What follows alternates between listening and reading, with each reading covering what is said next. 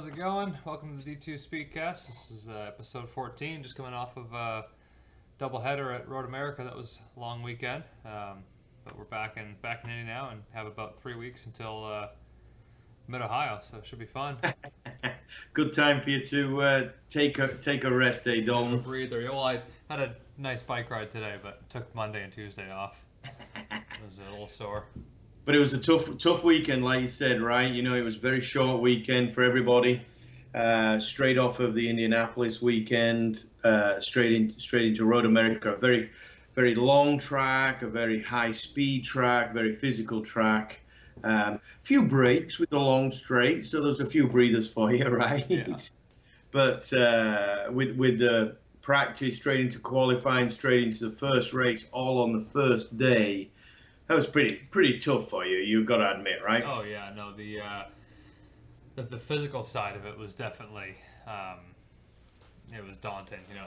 And the lucky thing is that Road America's a long track, almost five. It's like 4 point something miles, I think.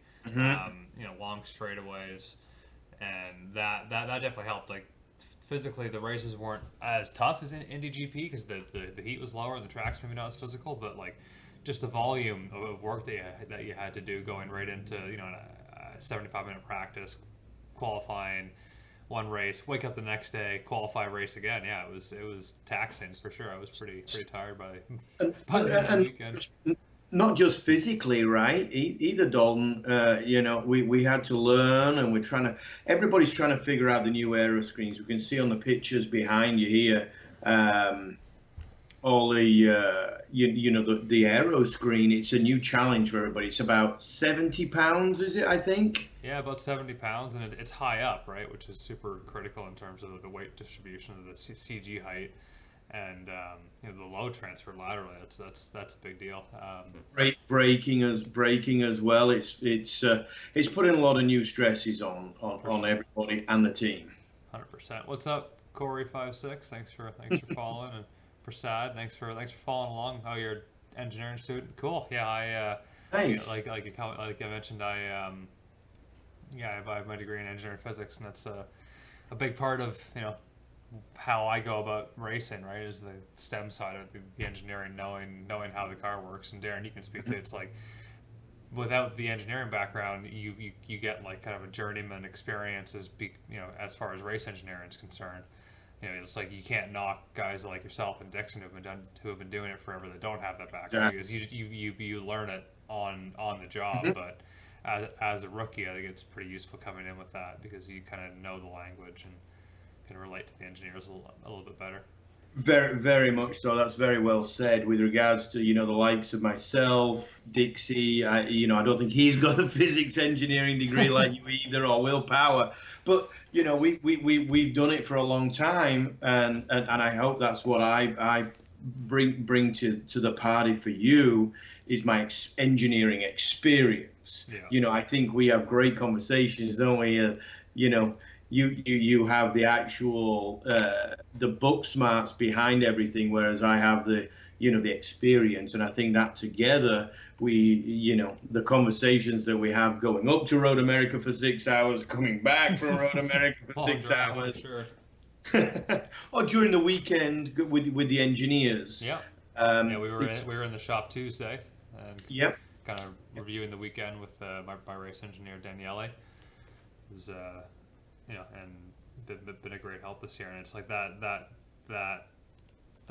you know, that process of going in and talking with the team is really important, because like I said, we're working with the new aero screen, and it's kind of the race to figure these cars out with that Pretty much new is. deal, you know.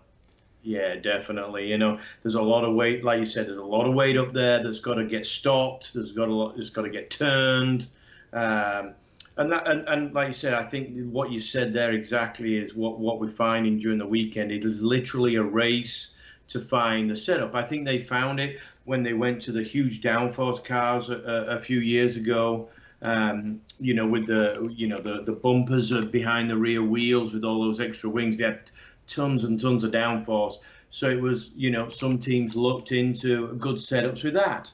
And then when they took all the downforce away and went to the configuration that we're in now, minus the aero screen, of course, it was a race to find that setup, and now it's again with the aero screen. So it's a nice challenge for sure, and you know something extra for drivers. You saw the weekend. You qualified right next to Simon Pagenaud, for example. I think from Indy Road Course to some of the guys that brought their setup that were quick at Indy Road Course came to a Road America and weren't fast. Vice versa, people like Rossi, for example, he wasn't very quick Indy Road Course, but was quick here at Road America. Yeah, I think that we and it's interesting to note that the tires were different. Which people may not know this, but Mm. the Firestone primary and alternate, the red and black sidewall tires, right? The compound, the road course compound, isn't the same weekend to weekend. Like Nope. from Indy GP to or from the GMR Grand Prix, sorry, to the REV Group Grand Prix. It's at Road America, it's actually a different tire. Hmm. Construction and the compound as far as the molecular makeup of the rubber itself, and the Road America tire was definitely harder, right? Which I think is part of why it wasn't as physical. It had a softer tire on both the alternates and the primaries at Yeah. Indy Road Course, and the load in the Yeah. wheel was like, oh my god, way more than it was here, and maybe just the heat too Yeah. is part of that. And your first race maybe as well. That too, yeah, a little bit going on there for sure. But no, it But was good. tough situation for the teams to come. Like we go through that with Daniele and the other engineers in pre-race meetings. We're already planning for Mid Ohio a little bit, even though they're going. Tony's in the 14 car this weekend at Iowa, but we're already planning for Mid Ohio and what that is going to look like for us from what we've learned at Indy Road Course and Road America. Yeah. I think the big takeaway for me, now having the 2 race weekends, the 3 races kind of under my belt, is like the adapting to the car and the track at Indy Road Course was a little bit easier because there aren't really a lot of high speed corners there, right? It's like hard braking zones, point and shoot, kind of. There's the S's is really the only high speed area, maybe turn 14. Mm. So that was not as big of a step as going to Road America, which is a pretty high commitment track, and like turn 1, turn 3, the carousel. And actually, we can pull up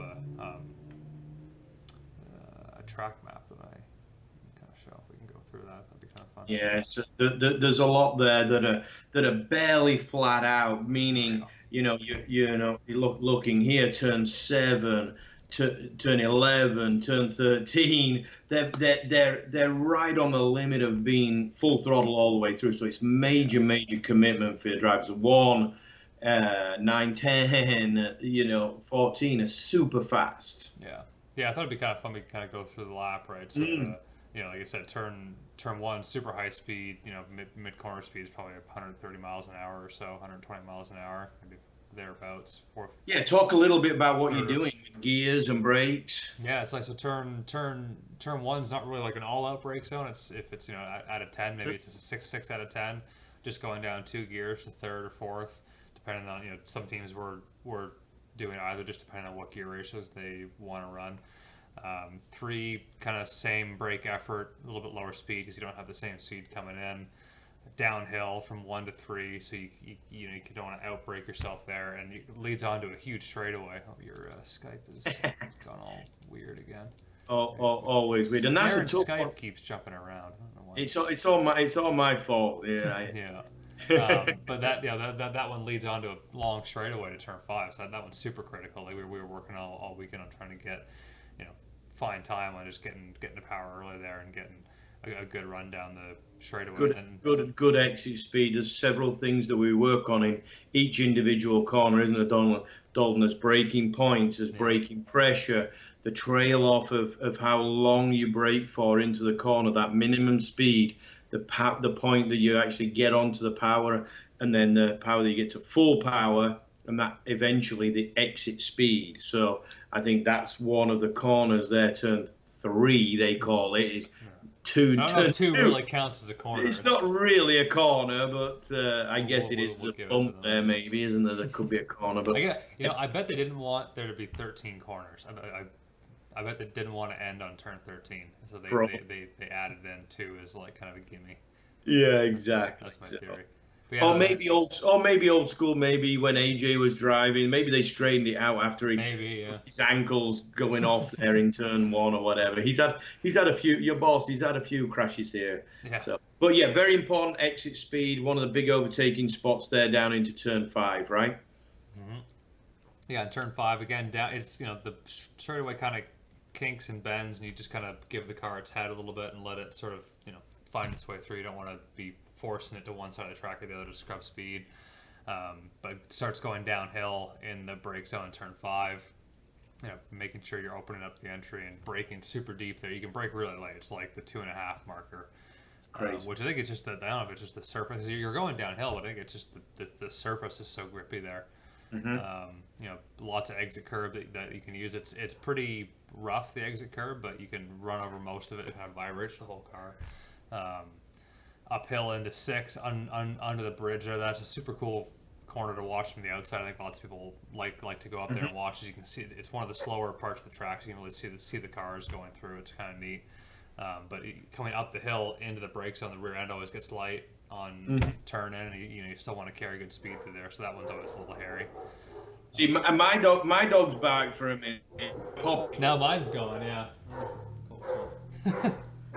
But no, between turn 13 and turn 6, it's a whole area there that you can actually get back to right down into the inside of turn 11 and the carousel in 9 and 10. It's an awesome track for watching. There's an infield road that you can drive on and look at all those tracks. And that turn 6, like you were saying, Don, a lot of guys, they'll go into turn 5 in the race. I don't think you really had it too much, but there were even the leaders. Somebody would dive bomb into turn 5, and then they'd do an over under up into turn 6 and go through turn 6 side by side, over the hump and under the bridge and turn 7.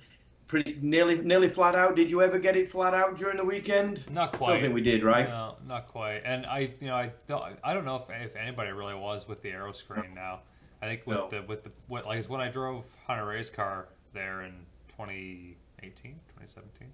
Mm-hmm. There it was closer to flat out with the high downforce car with the louvers on the back and all that. Yeah. But no, we were struggling a little bit there in turn 13. Just those high speed, high commitment corners, kind of getting up to speed there and working on that. Because to actually go through it carrying a lot of speed, you use a good amount of the exit curb. But there's not a whole lot of runoff, as we saw with I think Connor and Potter. Connor and Potter got into it. Again, they went side by side through turn 6. And then Connor was hung out kind of to dry on the left side going through turn 7, and Pato was trying to stay on the inside of him and clipped his back wheel. And I think if even Pato hadn't have clipped him, he would have probably run off into the grass. Yeah, he might not have spun or whatever. He might not have spun and just wiped out 2 or 3 corners into the tire. The tires there, they just grabbed him and they spun him round. I think he hurt his shoulder. Yeah, I saw he was icing it. Yeah, it looked pretty bad. Whenever the tires, it's tough to know whether to have a concrete. Everybody says, "Oh, you don't want a concrete wall," but the good thing is about a concrete wall, you will glance and keep going, won't you? So the deceleration isn't as bad. But those tires, they grip you and they whip you around. If you've ever been into them, like I have, I know for sure. I'm sure you have as well, don't they? It grabs you and kicks your butt, doesn't it? Yeah, for our engineering viewer, think of it as shear stress versus tensile stress, right? It's concrete wall is harder when you hit it like in a normal direction, but you can slide along it, right? Whereas the tires, it's softer when you hit it, so that kind of tensile compressive stress, but when it grabs you and twists the car around, Yeah, you don't want that no, either. But yeah, then turn 8, kind of similar to turn 5, a little bit more open, a little bit faster, but again, downhill brake zones seems to be a theme at this track. Second gear or first, again, depending on how you're running your gear ratios. Then turn 9-10, the carousel. That's kind of one of the famous corners at this track. Close, not really close to flat out. I mean, I think again with the old car without the air screen with higher downforce, it was closer, but Maybe qualifying. yeah, qualifying, but just super fast, super high loaded, steady state, kind of a lot of kind of constant lock fighting the car, either loose or push depending on what your setup's doing, and actually kind of progressively downhill the whole way, which you don't really realize when you're in the car, but when you actually do a track walk, you realize how much it actually drops. Yeah, It so always gets kind of loose on the exit there. yeah, about where that 9 is, Mm-hmm. that's where it kind of starts to go Yeah, downhill, right, all the way to 11 nearly. 11's where it kind of flattens out the kink. yeah, yeah, and then the kink, which not a much of a corner, but very really fast. Your mid corner speed is probably 165 miles an hour or so. Really high load on the wheel there, and some Murphy Copper asking about the head supports. We had a head pad in on the left side only for the carousel and the kink and 7, and more or less just because it's like you just to fight that the whole race would get a little tiring. It's pretty tough. And this is another hard braking Canada corner. Yeah, Canada car turn 12. I don't know why they call it Canada corner, but it's turn 12's Canada corner. I love it. Favorite. No, it's a cool one. Bumpy brake zone, so you can't really get on the brakes quite as hard. It's like an 8 out of 10 braking, second gear. Exit opens up quite a bit, so you kind of want to roll a good amount of speed through there, but it's also And it's uphill, right? and it's kind of uphill, yeah. So the car's always slowing down. Oh, it's the northernmost point of the track. That makes sense. There you Yeah. go. I It's like it. pointing towards Canada. How did we not know that? We do now. Thank you. Our track map should have a little compass direction on it. Turn 13, kind of like turn 7, but it's uphill. It's close to flat out. Pretty high commitment. Yeah, Murphy Copper asking why did a lot of drivers hit the signs and miss turn 13. Yeah, it just I think on heavy fuel, like I went flying through the grass there during the first race, almost hit a sign, didn't quite, but Will took one out. A couple other guys did. I think Marco did. Ferrucci had a major spin there as well. Yeah, and it's I think on a high fuel load is where it kind of gets guys during the race. Is you come through there, Early on. just pitted, and you're like you're expecting a little more performance out of the car, and it just doesn't quite make the corner, and you just don't have the grip. Tires are coming up. I think low pressures. You've experienced that a little bit now, Dalton, haven't you, with regards to how heavy and how much the car kind of moves around with those low tire pressures and heavy fuel loads.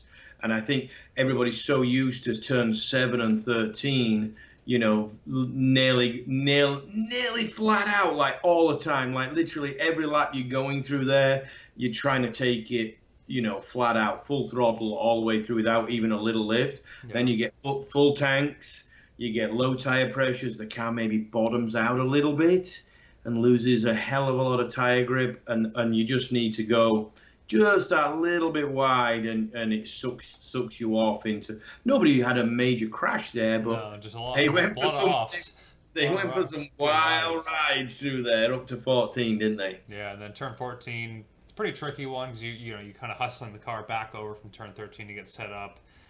Down 1 or 2 gears, third gear or second, again, depending on how you're running things. And again, long straightaway coming after it, so you want to get a good exit.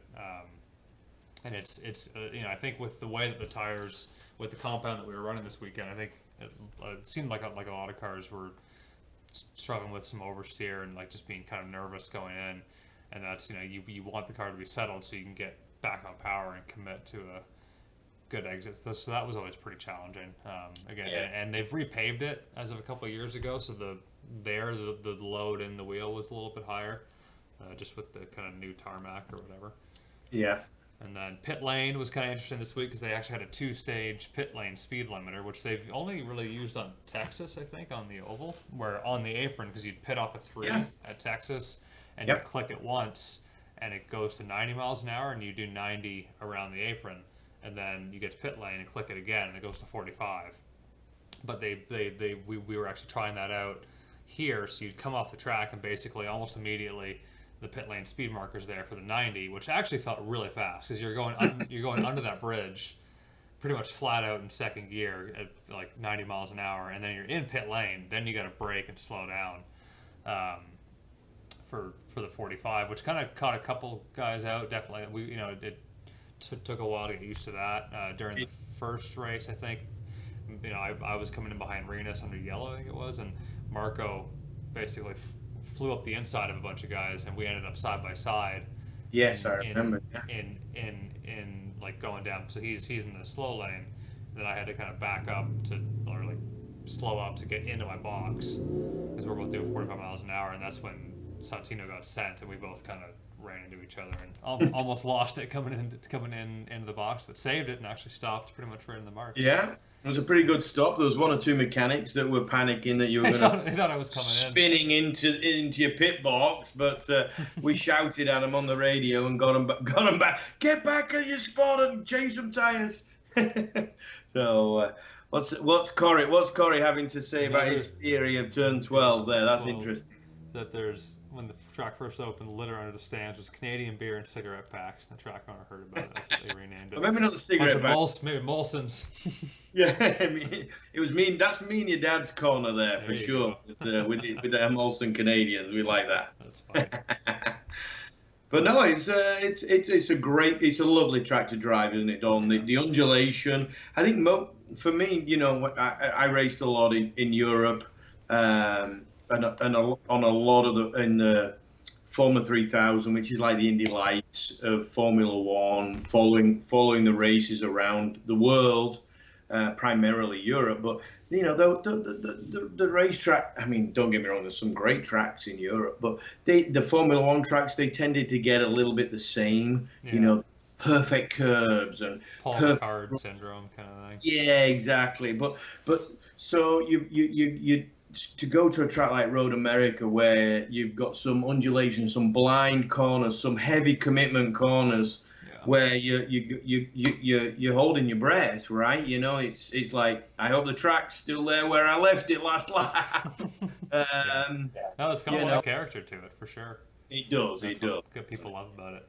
So we've got a couple pit stop videos that Ann took. Hold on, where's our slideshow? Taking the box all the way, I think.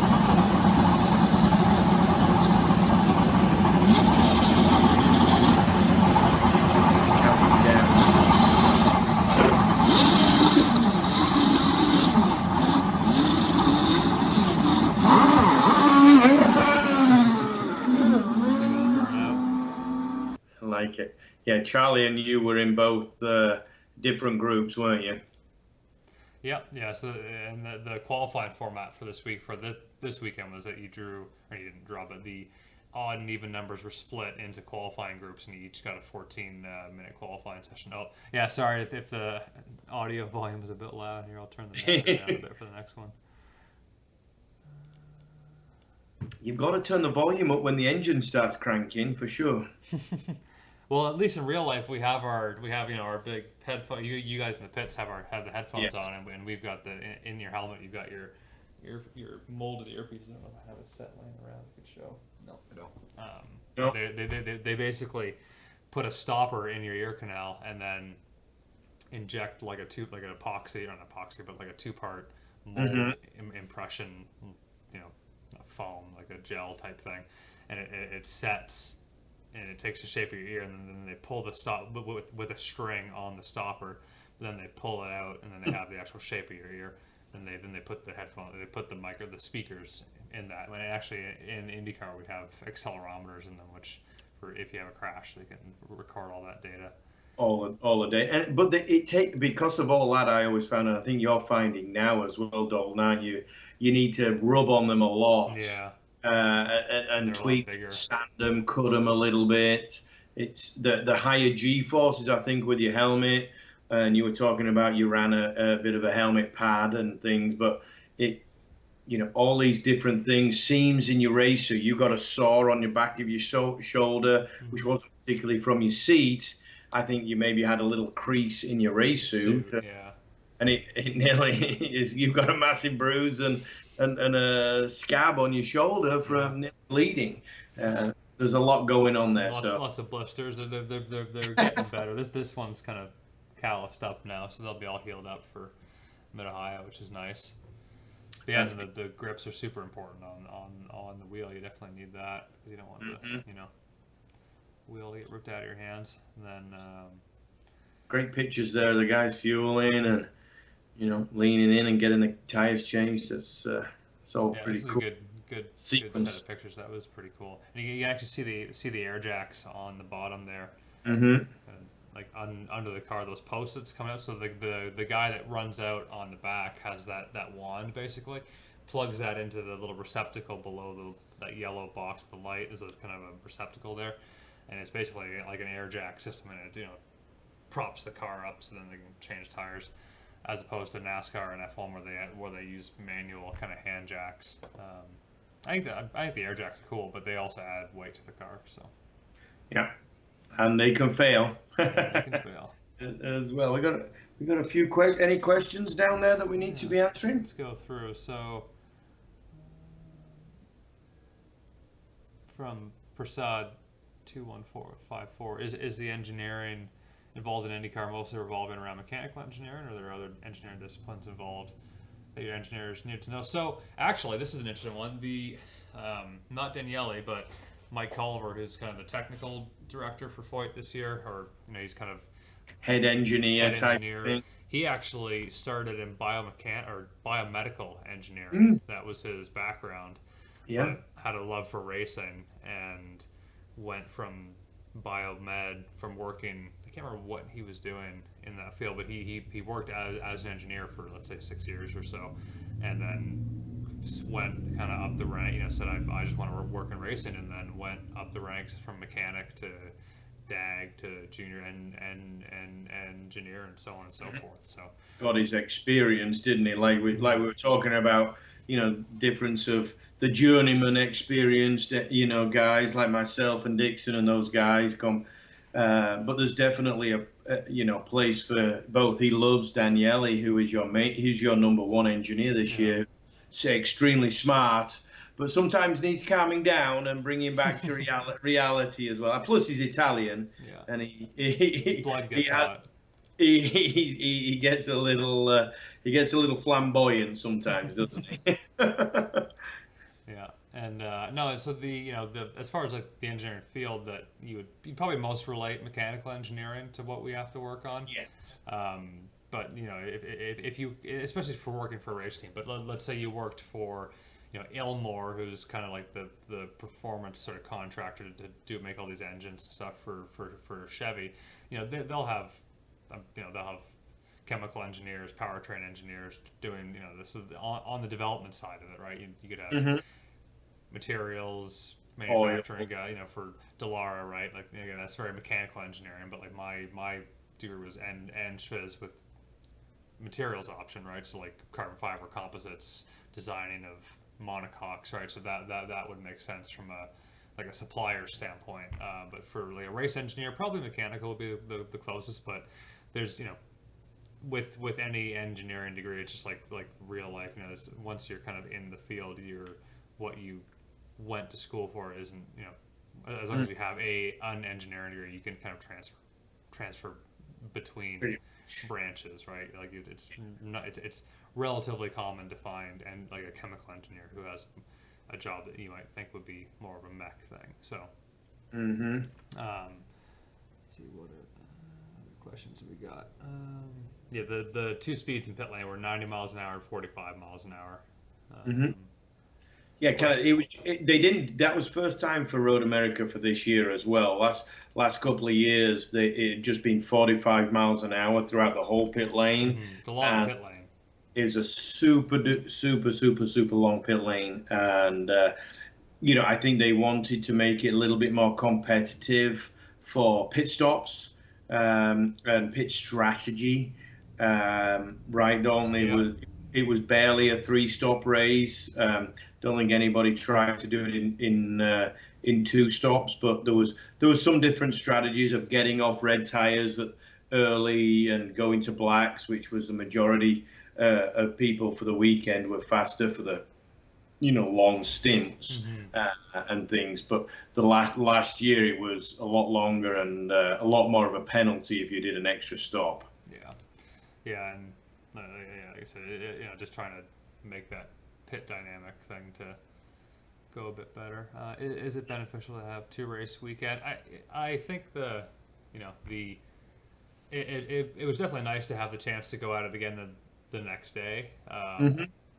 But I like the IndyCar. It's like you have the one big show, right? That you're kind of on a normal year. You have like, let's say, 3 practice sessions, qualifying, warm up race. Like you're building up to that one race all weekend, so you're really dialed in by the time you go for it.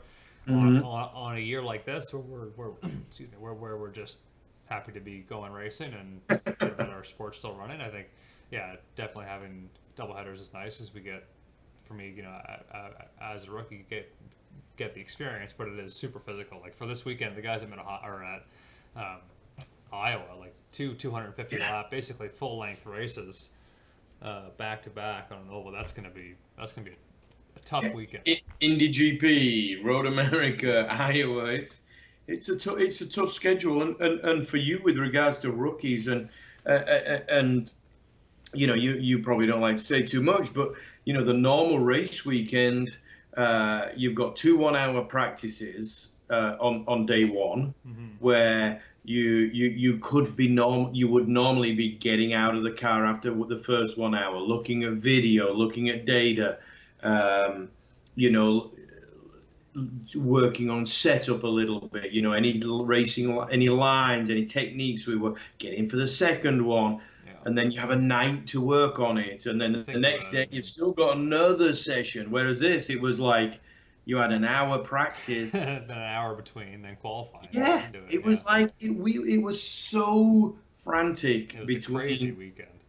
Yeah, the mechanics. If you had a problem with the car mechanically, i.e., you brushed a wall, or they had something fail, for example, a drivetrain or something like that, you probably wouldn't have got out for that next session, qualifying, or even a race. If you had a problem in qualifying, you probably wouldn't have got out for the race. I think there was only an hour from the first qualifying to race one, Till or from the second day. There was an hour between qualifying and the race, which is just crazy. If you had like I say, you have an incident, that's gonna be tough. So for the mechanics and drivers, it's a very tough situation. But we are glad we're racing and and getting out there. And it was nice to see fans out there for a change. And a lot of people did show up. Yeah. Speaking of which, Corey 56 is asking that he's planning on going to Mid Ohio. But heard the paddock's going to be closed. Do you think he'll be able to see any of the guys and say hi? Yeah, the IndyCar is being pretty tight on their regulations for this year, because obviously they want to make sure that the IndyCar paddock, that they're preventing anybody from getting sick, and they don't want to jeopardize that. So it'll probably stay the same. I haven't seen the Mid Ohio schedule, so I don't really know for sure. It won't be out days before. Yeah, I would say it's safe to assume that the paddock's going to be closed off. Yes.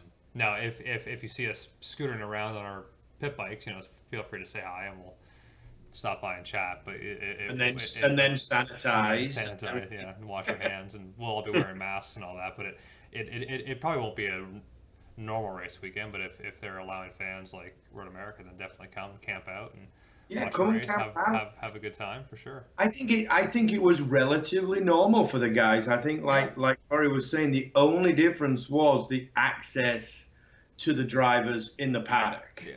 Right. They had the barriers out, and we were driving past all the fans on the bikes and everything, right, and getting into the paddock. So it wasn't as full on access as normal, but no autograph sessions or anything like that. No, but viewing wise, except going around the track, that was all normal. Actually, at Atlantica has a good idea that they should have sent us around on the back of the pickups like they do. That actually wouldn't have been a bad idea. Go around and Yeah, wave and say hi. yeah, definitely. Yeah. But yeah, with the no national anthem, no driver intros coming down the stands and waving and shaking hands. Um, it's just just precaution on precaution, you know. And we talked about it, laughed a little bit about it. You know, the normal IndyCar uh, race, you know, program Hmm. is very long, isn't it?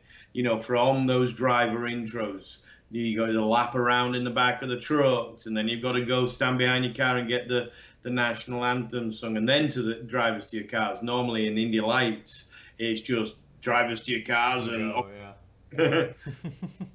so, Yeah, long. Peter Baseball asking what's a question from his girlfriend. What's your favorite car make to drive other than Chevy, of course? Well, of course it's my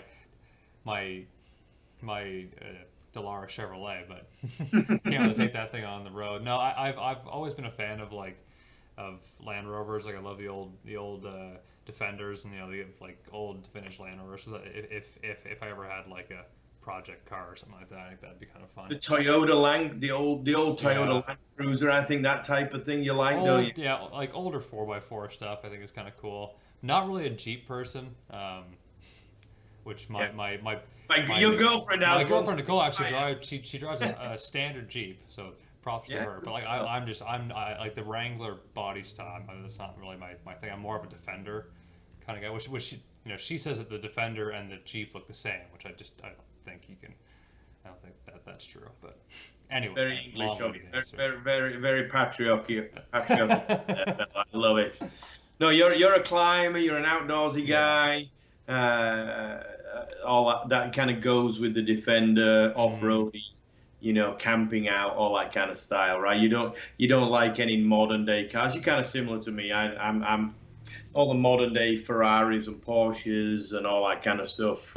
I think when you've got that beast, you know, Yeah, behind us, nothing really compares to it, drive. right? It's more fun to drive a slow car fast than a fast car slow, right?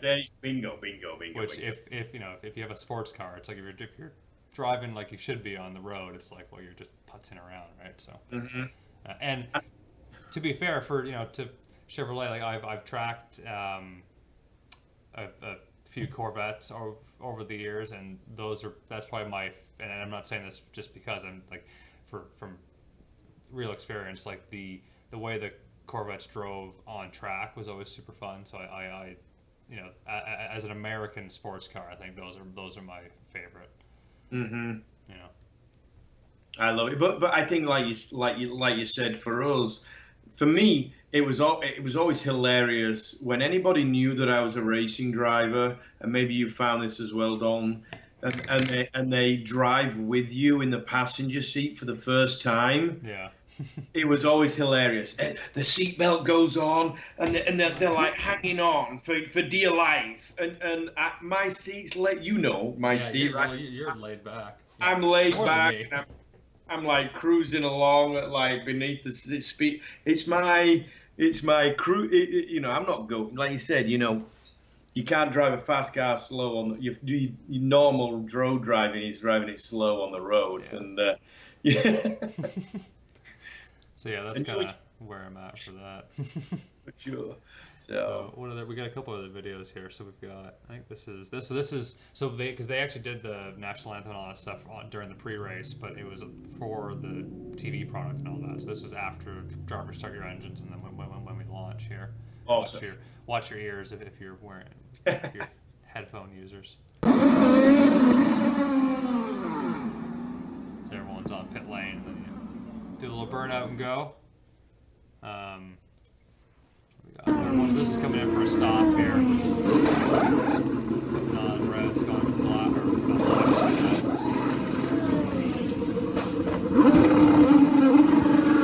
Oh, nearly hit the wheel gun there. Yeah, that was close. Yeah, the outside front guy, Greg, he was struggling with his gun sticking on the wheel nuts Mm, a lot and getting it thrown away behind him. And I think you said there's some guys that are out there and they kind of throw it They behind throw it their behind back. their back. Yeah, it's Yeah, stylish. but you see how tricky it is, and that's nearly the last thing that they're waiting for. But the guys, the fueler Todd, he's a character, isn't he? Yeah. Big guy to push that. You can see him there in the Todd red right there. helmet. He's huge, but he's got that huge heavy thing And, that he's. and, and it's full of fuel, right? So that's Yeah, quite a lot of weight. Um, yeah. I thought we'd Literally show just the holding it under one arm yeah. and then burying it into the car and pushing it and popping it into the Buckeye there. It's super cool watching him because as well he's kind of crazy, but super confident, and he's a flying guy, isn't he? He's Mm, just a weekend guy that fuels. I think he was with me and Ganassi back in the yeah. day, and I think he was with Penske for a few years. But he's like standing in your way, Yeah, and well, literally. during the first race at Indy GP, he came up to me and said, he's like, hey, you just hit your marks. Don't worry about me. Like it'll look like like you're gonna hit me, but I'll step out of the way because He basically does. he stands kind of here, and the car comes in the front wing because you're arcing in. So he's like, I'll move my legs. He moves his leg, and the front wing comes around. Then he plugs the fuel probe in. It's like holy man, moly. You just got to trust your guys. Yeah. Well, and It's it's trust both ways. it is They trust very, you, and very much you gotta so. trust them. Yeah, you've been doing a great job with very limited experience. Your first stop in the first race was the only one that you went long about a foot, Yeah. but they still managed to change the tires and plug in. Big Todd, he stretched that hose As far as and it got could, it in yeah. there. Because that's the thing, if you go too long, you can't Hose plug can't, in. hose can't reach. And for anyone who's wondering, so the stops are like 8 to 10 seconds, and they're pretty much filling. If you're coming in empty, or roughly there, so they're filling 18 and a half gallons in that 10 seconds, right? So you got to think how fast the fuel's going in. And you can see actually on this picture here the size of that fuel probe, that Buckeye, right? It's probably about this big. It's like, Yeah. you know, so, like the palm of your hand kind of thing. So there's a lot of fuel flying in that thing. Um, and then if you've ever seen when they launch, there's a guy with a water bottle that sprays the car. So why are they doing that, Darren? Well, it's mainly to just wash away the gas, and any kind of, because when they come out, sometimes there's a little bit of extra gas around the. Splashes it out kind of thing. Yeah, bingo. And then, but right behind the Buckeye is I don't. Well, you can probably tell me better, but a super glowing hot exhaust pipe with flames coming out of it. Yeah. So, so yeah, I think there would Fuel be. sitting around there isn't the best idea. No, exactly. So, with the ethanol that's in there and everything, the water dilutes everything. And have you noticed anything getting onto the windscreen? Because Not back in really. the day, when we didn't have the windscreens. I mean, back in the day, last year they didn't have the windscreen, but if you didn't have a very good, because they sometimes give the fire extinguisher, the water bottle job to somebody, to anybody, right? Who can name this and fire it at the side of the car? And sometimes it would hit the side of your helmet and like you'd be wet through. Have you No, had that? no, I haven't had that. And like the Well, I think the windscreen's a little bit further up front. You're probably yeah, not seeing it on the side of the windscreen yet. no. But we did Always have to got pull a couple always got to tear put it on offs the side. Oh yeah, you can see there during the on race. the screen. Yeah. So But yeah. No, it was a good weekend overall. Thought the progression was pretty good. Like I said, it was tough adjustment with all the high speed stuff. So having that under my belt, really looking forward to going into Mid Ohio with a couple high commitment corners, turn 1, turn 11. But having that double header at Road America was a lot of good experience. a lot of good Brought the laps, car right? home. A lot Yeah, of you good did make laps, a lot of pit stops. couple of small mistakes, but Yeah. nothing where it kind of distracted from you getting your laps in the race. You finished every lap.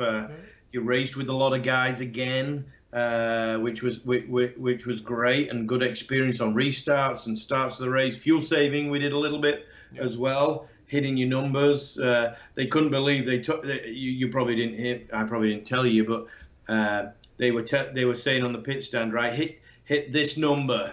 I think it was the first number, and then the Yeah. next lap round, you hit the number. It's like they're like, what? I'm screaming on the tell him to go 2 seconds faster. Or win the race, Yeah. and maybe you'll just do it. So they were super happy with your performance and everything, and yeah, I think we're all looking forward to getting out there, see how the guys do this weekend in the 14 car, Yeah. get them, Good luck to get it up.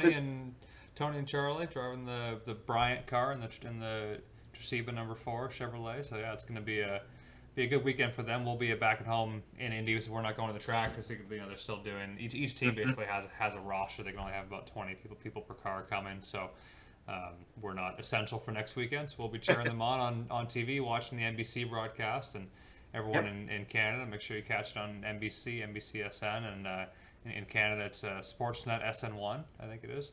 So catch it there if you're watching from back home. Yep. And thanks for tuning in. We'll do one of these next week. Talk about probably Mid Ohio and maybe see if we can find a interesting guest to come on. We didn't Yeah, do maybe somebody from the Ohio race, yeah. and maybe we can get Charlie on again. He was pretty good fun, wasn't he? And everybody that's watching on YouTube that's not live, press that subscribe button to Dalton Yeah.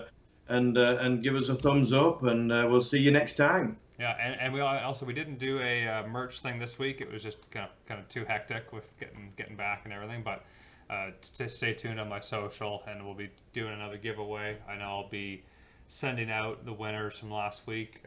I'll be dropping that stuff off at the shop tomorrow, probably to be sent out. So Perfect. check your mailbox in a week or so, and you guys will have your merch for the guys that won last week. So thanks.